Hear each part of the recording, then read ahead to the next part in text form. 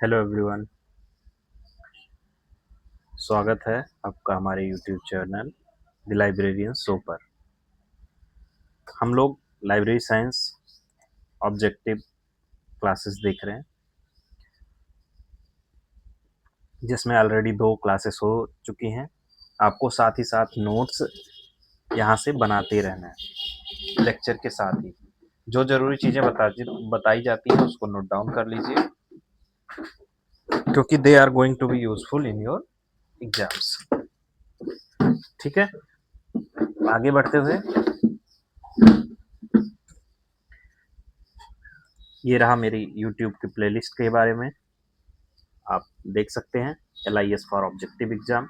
जो बच्चे objective exam की तैयारी कर रहे हैं वो यहाँ से लेक्चर्स देख सकते हैं। डिस्क्रिप्टिव एग्जाम्स के लिए यहाँ पर है। ये रहा कुछ मेरे बारे में, ये कुछ ध्यान देने योग्य बातें जो आपको ध्यान रखनी चाहिए अगर आप एक कम्पिटिटिव एग्जाम की तैयारी कर रहे हैं।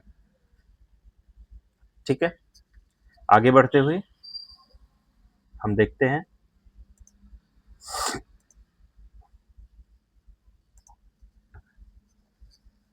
अभी तक हम लोगों ने देख चुके हैं बहुत सारी चीजें।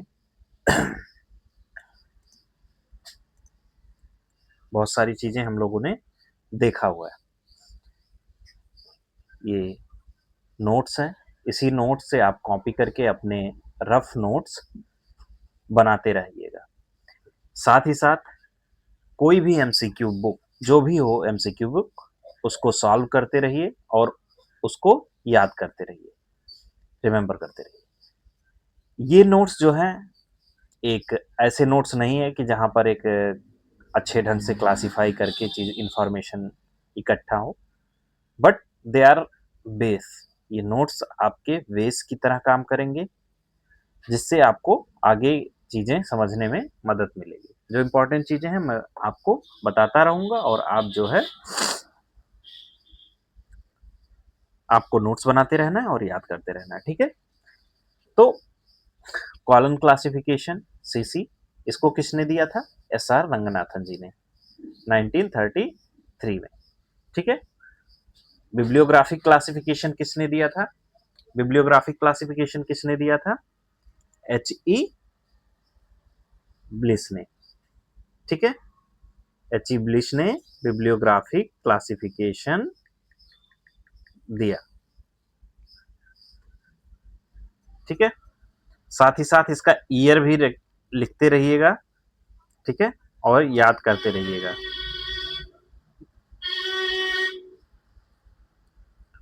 आगे बढ़ते हुए JD ब्राउन ने सब्जेक्ट क्लासिफिकेशन दिया 1906 में। ठीक है, पॉल ऑटलेट और हेनरी ला फाउंटेन ने UDC फाउंड किया।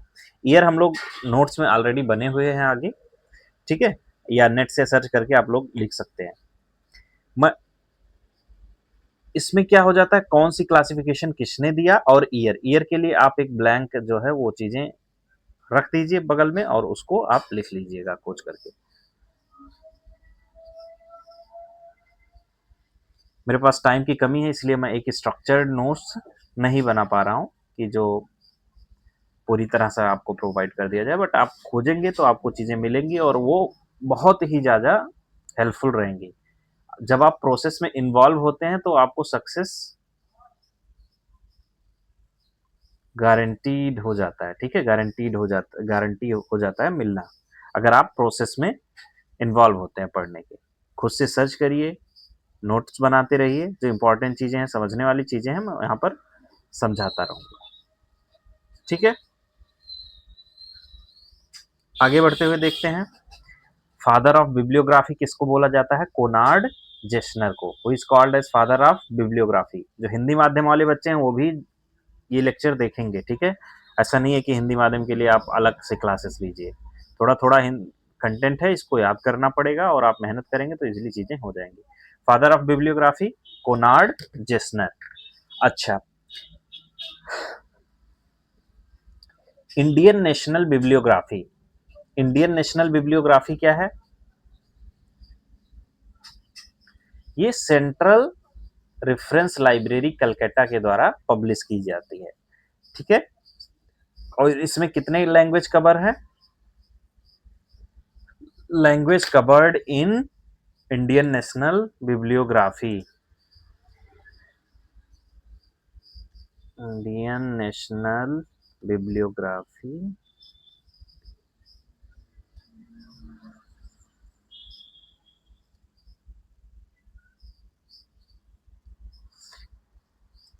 कुछ रिसेंट अपडेट हुए होंगे तो देखते हैं इसमें कितने लैंग्वेजेस कवर है। अभी पहले 13 था, अभी 14 हो चुका है। ठीक है, 14 लैंग्वेजेस। ठीक है, पहले 13 रहा होगा जब मैंने नोट्स बनाया, अभी 14 लैंग्वेजेस कवर्ड है। ठीक है, और मटेरियल कौन सा इंक्लूड नहीं होता है? मैप्स। तो ये क्वेश्चन आता है which material is not included in Indian national bibliography, तो मैप्स आ जाता है। कितने लैंग्वेज कवर्ड है? 13। और सेंट्रल रेफरेंस लाइब्रेरी कलकत्ता के द्वारा ये पब्लिश किया जाता है। ठीक है, सेंट्रल रेफरेंस लाइब्रेरी ये नेशनल लाइब्रेरी का ही पार्ट है। फिर ब्रिटिश नेशनल बिब्लियोग्राफी। बिब्लियोग्राफी क्या होता है? बिब्लियोग्राफी मतलब बुक्स का डिटेल। बिब्लियोग्राफी, बिब्लियोग्राफी क्या है? Detail of the books. ठीक है, तमाम तरह के साइटेशन स्टाइल्स होते हैं जिसमें बिब्लियोग्राफी बुक के डिटेल्स लिखे जाते हैं। उसके टाइटल हो गया, ऑथर हो गया, एडिशन हो गया, ठीक है, ईयर हो गया, पब्लिशर हो गया। इसको एक साइटेशन स्टाइल, यानी किस तरह से इसको लिखा जाए एक स्टैंडर्ड वे में इसको लिखा जाए, उसी को बिब्लियोग्राफी बोलते हैं। ठीक है, तो Indian national bibliography central reference library Calcutta के द्वारा 14 लैंग्वेजेस कवर हैं। ठीक है, 14 लैंग्वेजेस, इतना लिख लो। ठीक है, ये किसके द्वारा? Central reference library Calcutta, 14 languages. और कितनी लैंग्वेजेस कवर्ड हैं? 14। अब British national bibliography, British national bibliography किसके द्वारा? यूनाइटेड किंगडम के द्वारा। ठीक है, applied science and technology index, इसका पब्लिशर कौन है? HW Wilson, applied science and technology index. ठीक है, इंडेक्स मेडिकस कौन पब्लिश करता है? National library of medicine. कहाँ का? यूएसए, यूएसए का national library of medicine, national library of medicine USA क्या पब्लिश करता है? इंडेक्स मेडिकस। ठीक है, आइनिस कहाँ पे है? वियना में है। इंटरनेशनल न्यूक्लियर इंफॉर्मेशन सेंटर कहाँ पे है? वियना में। याद कर लीजिएगा कहाँ पर है। अच्छा, फर्स्ट इंडेक्सिंग पीरियडिकल कौन सा था? जर्नल डेस स्कैमेंस, ये आता है कभी कभी क्वेश्चन। ठीक है, biological abstract, bioscience information service, ये इतना जरूरी नहीं है। फिजिकल एब्स्ट्रैक्ट कौन पब्लिश करता है? Bye institute of electrical engineer. Physical abstract कौन पब्लिश करता है? Institute of electrical engineers. Chemical abstract कौन पब्लिश करता है? Bye American chemical society. ठीक है, अब एब्स्ट्रैक्ट क्या होते हैं? एब्स्ट्रैक्ट क्या होता है? किसी चीज का सार या समरी। ठीक है, आर्टिकल्स लिखे जाते हैं। आर्टिकल्स आप लोग जानते होंगे, किसी टॉपिक पे रिसर्च जो पब्लिश होता है या कोई लेखन होता है, ठीक है, उसी को आर्टिकल बोलते हैं। आर्टिकल जब, अब कोई रिसर्च पेपर देखोगे आपको, ठीक है, तो उसकी फाइंडिंग्स वो क्या बारे में है, एक एब्स्ट्रैक्ट बना के लिखा होता है चीजें उस आर्टिकल के पहले ही। ठीक है, फिर यूजर अगर अब आगे का आर्टिकल पढ़ना है कि नहीं, वो एब्स्ट्रैक्ट पढ़ के डिसाइड कर लेगा। ठीक है, कि वो उसके यूजफुल है कि नहीं है। तो ऐसे एक फिजिकल एब्स्ट्रैक्ट है, वो institute of electrical engineers publish करता है, और एक chemical abstract American chemical society. ठीक है, ये याद कर लीजिए कौन कहाँ से पब्लिश करता है। Mathematical reviews bye American mathematical society कौन पब्लिश करता है? American mathematical society, Lisa.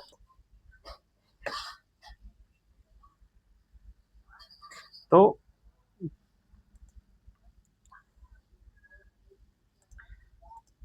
लीसा, लीसा कौन पब्लिश करता है? Library association. ठीक है, ये प्रोक्योस्ट पब्लिश करता है। प्रोक्योस्ट किसकी कंपनी है? क्लैरिवेट, क्लैरिवेट का। ठीक है, Clarivate. Okay, Indian science abstract INSDOC publish करता है। ठीक है, इंस्डॉक कौन पब्लिश, इंडियन साइंस एब्स्ट्रैक्ट कौन पब्लिश करता है? इंस्डॉक। ये सब याद करने वाली चीज है, तो याद करते रहिएगा। ठीक है, याद करते रहना है आपको, इसमें कुछ समझने वाली चीज नहीं है। Indian science abstract, IASLIC. कौन पब्लिश करता है? आईएसलिक, ठीक है, आईएसलिक पब्लिश करता है। Anglo American cataloguing rules 2। मैंने बताया हुआ था कैटलॉग क्या होता है पिछले लेक्चर्स में, ठीक है, कैटलॉगिंग क्या चीज होती है आप लोग देख सकते हैं। इनफॉर्मल वे में मैंने बताया हुआ था कि बुक की इंफॉर्मेशन को, ठीक है, लिखा जाता है एक लाइब्रेरी ऑटोमेशन सॉफ्टवेयर में, ठीक है, जैसे उसका टाइटल क्या है, ऑथर का नाम क्या है, फिर उससे क्या होता है, यूजर जाता है तो किताबें सर्च करता है और पा जाता है। तो उसके नियम बनाए गए हैं कि इसको कैटलॉगिंग कैसे करेंगे, वही है एंग्लो अमेरिकन कैटलॉगिंग रूल्स, ठीक है। इसका फुल फॉर्म आ जाता है एग्जाम में, याद कर लीजिएगा। और फर्स्ट एडिशन कब आया? 1967 में। ये भी आता है कि फर्स्ट कब आया। फिर एशियार 2 आर, AACR 2 कब आया? 1978 में। फिर ACR 2 R कब आया? 1988 में। तो आप इसको रिमेंबर कर लीजिए कि फर्स्ट एडिशन 1967 में, सेकंड 1978 में, थर्ड 19 मतलब ACR 2 R कब आया? 1988 में। कौन पब्लिश करता है? अमेरिकन लाइब्रेरी एसोसिएशन, ठीक है, अमेरिकन लाइब्रेरी एसोसिएशन इसको पब्लिश करती है, ठीक है। तो ये कैसे है, ये एशियार वाली बुक कैसे है, ये 2 पार्ट में डिवाइडेड है, ठीक है। पार्ट 1 में डिस्क्रिप्शन है, दूसरे में डिटर्मिनेशन ऑफ हेडिंग्स और एक्सेस पॉइंट, यानी डिस्क्राइब किया गया है छोटी छोटी चीजों को, और दूसरे में कि उसको हेडिंग, जो कैटलॉग बनाएंगे उसके हेडिंग्स क्या रहने वाले, मतलब एक्सेस पॉइंट्स टाइटल के थ्रू, ऑथर के थ्रू, वो सब सारी चीजें, कौन कौन से मटेरियल रिसोर्स का, बुक है या सीडी है या डीवीडी है, उस सब का कैसे कैटलॉगिंग करना है, वो चीजें बताई गई हैं इसमें एंग्लो अमेरिकन कैटलॉगिंग रूल्स में, ठीक है। ऐसे ही अब इसका भी जमाना चला गया है, रिसोर्स डिस्क्रिप्शन एंड एक्सेस आया है 2010 में, जो कि काफी यूज हो रहा है, ठीक है, आरडीए अब यूज होता है, ठीक। ऐसे क्लासिफाइड कैटलॉग कोड है SR रंगनाथन जी ने, जो 1934 में बनाया था। क्लासिफाइड कैटलॉग कोड कब आया? 1934 में। आप यहाँ पे देख सकते हैं, SR रंगनाथन जी के द्वारा 1934 में आया, ठीक है। और कॉलम क्लासिफिकेशन कब आया था? देखा होगा आपने ना, 1933 में, ठीक। अब इसके एडिशंस याद कर लीजिए कि क्लासिफाइड कैटलॉग कोड 1934 में फर्स्ट एडिशन आया, सेकेंड एडिशन 1945 में, थर्ड एडिशन 1951 में, फोर्थ एडिशन 1958 में, फिफ्थ एडिशन 1964 में, ठीक है। सीए कटर ने क्या फॉर्मुलेट किया? RDC. BNB adopted chain indexing first time in 1950। ये इतना जरूरी नहीं है, ठीक है। अब ये दूसरा इंपॉर्टेंट चीज ये हो जाता है कि मार्क, मार्क 1 कब आया था? 1966 में, ठीक है। मार्क कब आया था? 1966 में। मशीन एक्सेस रीडेबल कैटलॉग, ठीक है।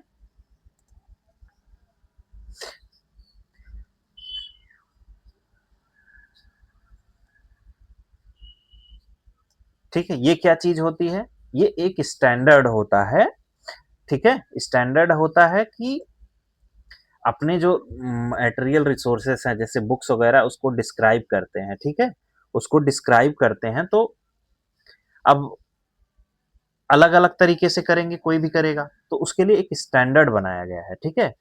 वही चीज होती है मशीन एक्सेस रीडेबल कैटलॉगिंग, ठीक है। एक स्टैंडर्ड फॉर्मेट यूज होता है किसको डिफाइन करने के लिए, बुक्स हो गया, डीवीडी हो गया, ठीक है, या जो भी इंफॉर्मेशन रिसोर्सेस हैं उसको, ठीक है। Machine access readable catalogue mark, ठीक है। अब कोई भी इसके टैग्स होते हैं, अभी देखेंगे क्या चीज होती है टैग्स वगैरह, ठीक है, वो भी याद कर लीजिएगा। तो कोई भी इंफॉर्मेशन, एक स्पेसिफिक प्लेस बनाया गया है कि टाइटल यहीं जाएगा, ऑथर यहाँ लिखा जाएगा, ठीक है, उसका एक्सेशन नंबर यहाँ आएगा, सारी चीजें जो भी हैं वो डिफाइन किया गया है, ठीक। ब्रिटिश म्यूजियम कोड कब आया था? बाई पनेजी ना 1841 में, ठीक है। इनके 91 रूल्स हैं, ये मतलब एग्जाम में आता ही आता है, ठीक है। ब्रिटिश म्यूजियम कोड बाई पनेजी, पनेजी ने कब बनाया था इसको? 1841 में। कितने रूल्स हैं? 91 रूल्स आता है। फिर कैटलॉगिंग इन पब्लिकेशन 1971 में स्टार्ट हुआ था लाइब्रेरी ऑफ कांग्रेस के द्वारा। यानी जो बुक है उसी के बुक के अंदर ही इंफॉर्मेशन दे देना किसका, कैटलॉगिंग का, उसका टाइटल, ऑथर, सारा चीजें। ठीक है, किसने स्टार्ट किया था, लाइब्रेरी ऑफ कांग्रेस ने। लाइब्रेरी ऑफ कांग्रेस ने क्या स्टार्ट किया था, कैटलॉगिंग इन पब्लिकेशन। ठीक है, कैटलॉगिंग इन पब्लिकेशन। ठीक है, कैटलॉगिंग इन पब्लिकेशन कौन स्टार्ट किया था, लाइब्रेरी कांग्रेस। फिर COMLA कब आया, 1972 में। एस्लिप कब आया, 1926 में। ठीक है, ये लाइब्रेरी एसोसिएशंस हैं। ठीक है, लाइब्रेरी एसोसिएशंस हैं ये। और फिर आइसलिक कब आया, 1955 में। आइटलिस कब आया, 1969 में। Government of Indian library association कब आया, 1933 में। ठीक है, ये COMLA, कॉमनवेल्थ लाइब्रेरी एसोसिएशन। ठीक है, 1972 में। लिख लीजिएगा आप लोग, Commonwealth library association, association of library information bureaux. ठीक है, 1926 में। इसलिए ठीक है, अभी इसका नाम शायद लाइब्रेरी ऑफ इंफॉर्मेशन मैनेजमेंट हो गया है, इसलिए। एक सेकेंड मैं चेक कर लेता हूँ क्या नाम है इसका अभी करंट में। इसलिए एसोसिएशन फॉर इंफॉर्मेशन मैनेजमेंट। ठीक है, इसका नाम हो गया association for information management, management 1926 में। ठीक है, कब बना, Indian association of special library information centres, IASLIC. ठीक है, आइसलिक कब आया, 1955 पे। आई फिर ऐसे है टीचर्स वाला, IATLIS। ठीक है, आई IATLIS। ठीक है, इसका फुल फॉर्म क्या है, Indian association of teachers of library information and information science. ठीक है, Indian association of teachers of library and information science, IATLIS. फिर government of Indian library association 1933। इसके फुल फॉर्म्स जरूरी हैं। ठीक है, फुल फॉर्म एंड क्या जरूरी है, इसके ईयर्स, ये क्वेश्चन में आते ही आते हैं, आप नोट्स बनाते रहिएगा, उसमें लिख दीजिएगा। स्पेशल लाइब्रेरी एसोसिएशन 1909 में, वर्जीनिया में है, USA में। ठीक है, यूनिटर्म इंडेक्सिंग का प्रोपाउंडर कौन है, M. Taub। ठीक है, ये क्वेश्चन आता है, यूनिटर्म इंडेक्सिंग क्या होता है। ठीक है, इसकी प्रोपाउंडर कौन है, ये चीज आती है। ये डिस्क्रिप्टिव क्लासेस में हम लोग देखेंगे कि ये पॉप्सी, प्रेसिस, ये सारी चीजें क्या होती हैं। अभी के लिए जो ऑब्जेक्टिव एग्जाम में जरूरी हो, केवल इतना जरूरी है कि इसके फुल फॉर्म, कौन प्रोपाउंडर है, कब आया, ये सारी चीजें। प्रेसिस का फुल फॉर्म क्या है, प्रिजर्व कंटेक्स्ट इंडेक्सिंग सिस्टम।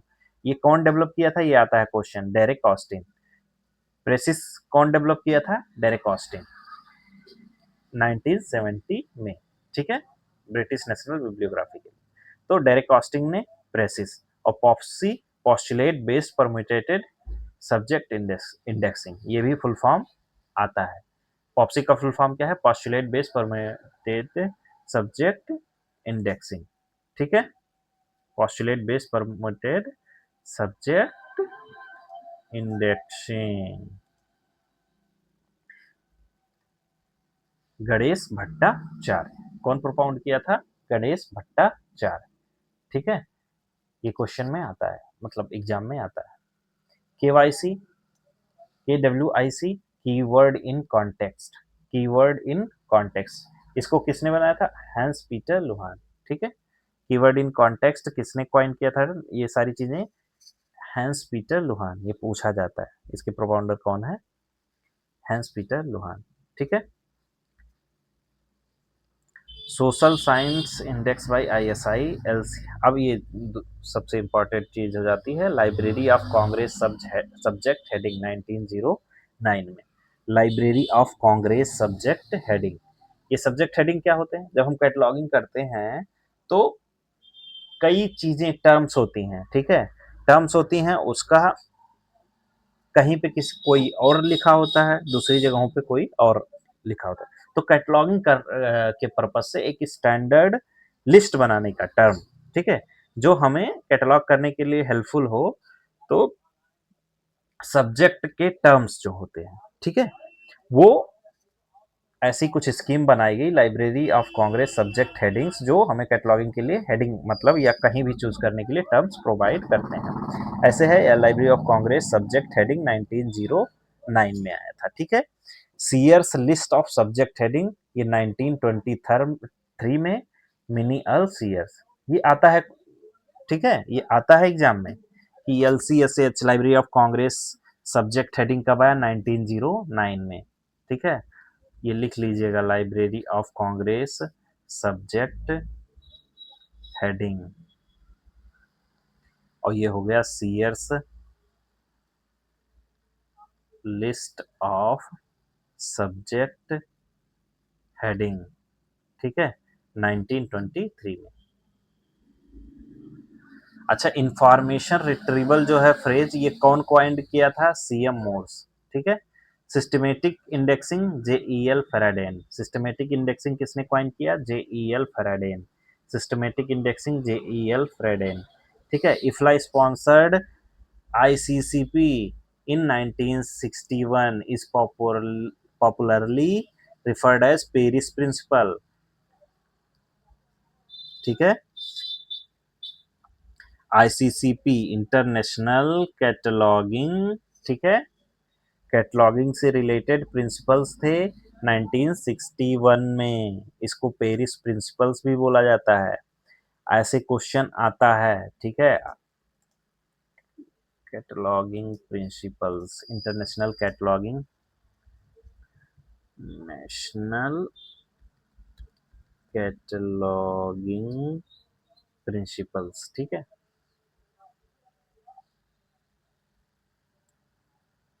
और किसके द्वारा? ये इफ्ला के द्वारा, ठीक है। इफ्ला एक इंटरनेशनल लेवल का ऑर्गेनाइजेशन है जो लाइब्रेरी और लाइब्रेरी साइंस का प्रमोशन करता है, ठीक है, इफ्ला। ऐसे international meeting of cataloguing experts ये कब हुआ? 1969 में। कहाँ पे? कोपेनहेगन में। ये भी इफ्ला के द्वारा ही। ये कोपेनहेगन में हुआ था international meeting of cataloguing experts, और ये इंटरनेशनल कैटलॉगिंग प्रिंसिपल कहाँ हुए थे? 1961 में पेरिस में। तो ये दो चीजें इंपॉर्टेंट हो जाती हैं, एग्जाम्स में आते हैं, ठीक है, इंपॉर्टेंट।